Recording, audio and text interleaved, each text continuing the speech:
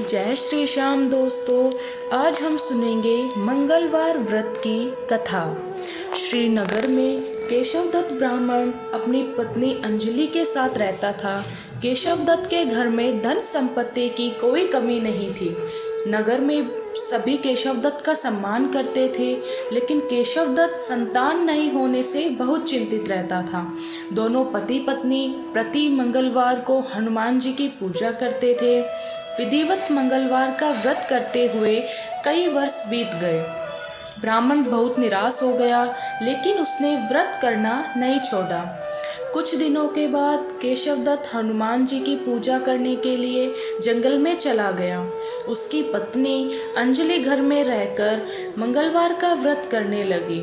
दोनों पति पत्नी पुत्र प्राप्ति के लिए मंगलवार का विधिवत व्रत करने लगे। अंजलि ने अगले मंगलवार को व्रत किया, लेकिन किसी कारणवश उस दिन अंजलि हनुमान जी को भोग नहीं लगा सकी और उस दिन वह सूर्यास्त के बाद भूखी ही सो गई। अगले मंगलवार को हनुमान जी को भोग लगाए बिना उसने भोजन नहीं करने का प्रण लिया। 6 दिन तक अंजलि भूखी प्यासी रही। 7वें दिन मंगलवार को अंजलि ने हनुमान जी की पूजा की, लेकिन तभी भूख प्यास के कारण अंजलि बेहोश हो गई। हनुमान जी ने उसे स्वप्नों में दर्शन देते हुए कहा, उठो पुत्री, मैं तुम्हारी पूजा पाठ से बहुत प्रसन्न हूँ। तुम्हें सुंदर और सुयोग्य पुत्र होने का वरदान देता हूँ। यह कहकर हनुमान जी अंतर्ध्यान हो गए। तत्काल अंजलि ने उठकर हनुमान जी को भोग लगाया और स्वयं भोजन किया। हनुमान जी की अनुकंपा से अंजलि ने एक सुंदर शिशु को जन्म दिया। मंगलवार को जन्म लेने के कारण उस बच्चे का नाम मंगल प्रसाद रखा गया। कुछ दिनों बाद अंजलि का पति केशवदत्त भी घर लौट आया। उसने मंगल को देखा तो अंजलि से पूछा, यह सुंदर बच्चा किसका है? अंजलि ने खुश होते हुए हनुमान जी के दर्शन देने और पुत्र प्राप्त होने का वरदान देने की सारी कथा सुना दी, लेकिन केशवदत्त को उसकी बातों पर विश्वास नहीं हुआ। उसके मन में पता नहीं कैसे यह कुत्सित विचार आ गया कि अंजलि ने उसके साथ विश्वासघात किया है। अपने पापों को छिपाने के लिए अंजलि झूठ बोल रही है। केशवदत्त ने उस बच्चे को मार डालने की योजना बनाई। एक दिन केशवदत्त स्नान के लिए कुएं पर गया। मंगल भी उसके साथ था।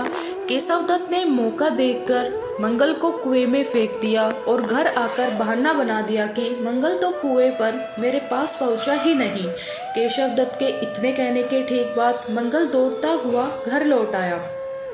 केशवदत्त मंगल को देखकर बुरी तरह हैरान हो उठा। उसी रात हनुमान जी ने केशवदत्त को स्वप्न में दर्शन देते हुए कहा, तुम दोनों के मंगलवार के व्रत करने से प्रसन्न होकर पुत्र जन्म का वर मैंने दिया था, फिर तुम अपनी पत्नी पर शक क्यों करते हो?